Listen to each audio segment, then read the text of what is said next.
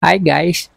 Welcome sa Kusina ni Ka Orly TV at ang recipe natin sa araw na ito ay isang napakadaling lutuin at napakasimple. Tiyak na mapaparami kayo ng kanin dahil napakasarap po nito. Magluluto tayo ng sarsyadong isda. Kaya magpapatuloy na po tayo. Maglagay lang po tayo ng mantika sa kawali para prituhin ang isda. Tansyahin na lang po ninyo. Buksan po natin yung kalan. Itong isdang aking ipiprito ngayon ay matang baka kung tawagin. Masarap po ito. Gaganahan na naman akong kumain kaganitong ulam. Lalo nakakamay. Kukurot-kurutin mo ay sarap. Hintayin lang natin uminit yung mantika. Yan. Mainit na.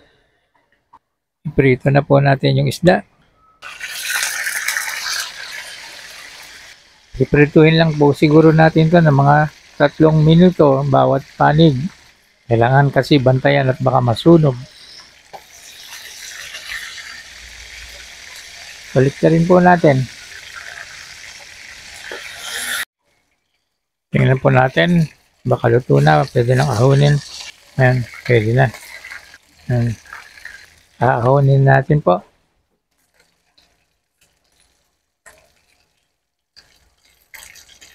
Takot naman tong kawali ko.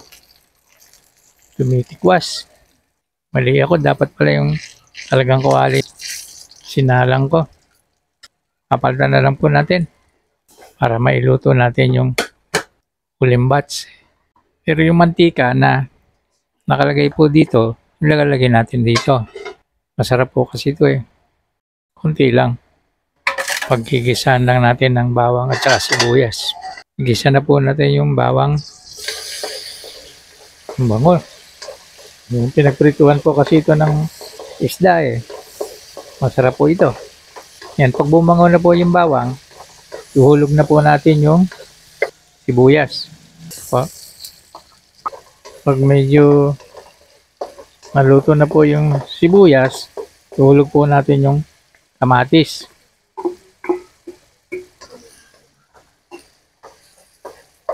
Ayan, liligis-ligisin lang natin yung kamatis para madurog siya mabuti. Siya ang magiging silbing sarsa. Pero wag lang po natin susunugin. Lutuing mabuti.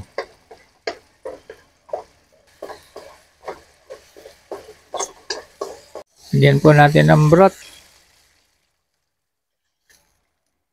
1 litro po yan.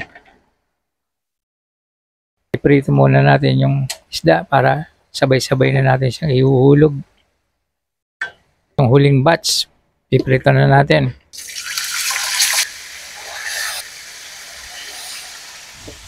Nilipat ko lang itong sabaw niya sa kabilang kalan. Atin po tingnan kung luto na siya para mabaliktad natin sa kabila.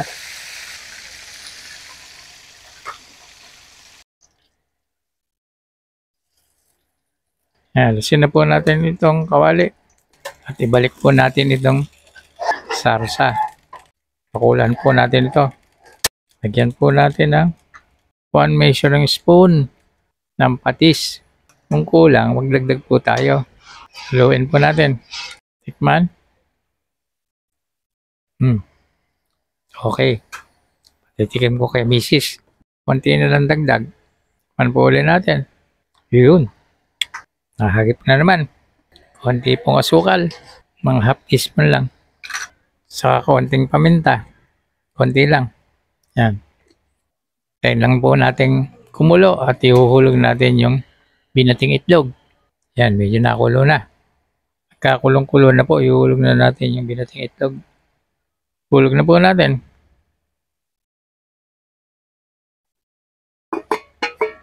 Yan, pagka nakahalo na yung itlog sa pinakasabaw niya, ihuhulog na po natin yung isda sa isa.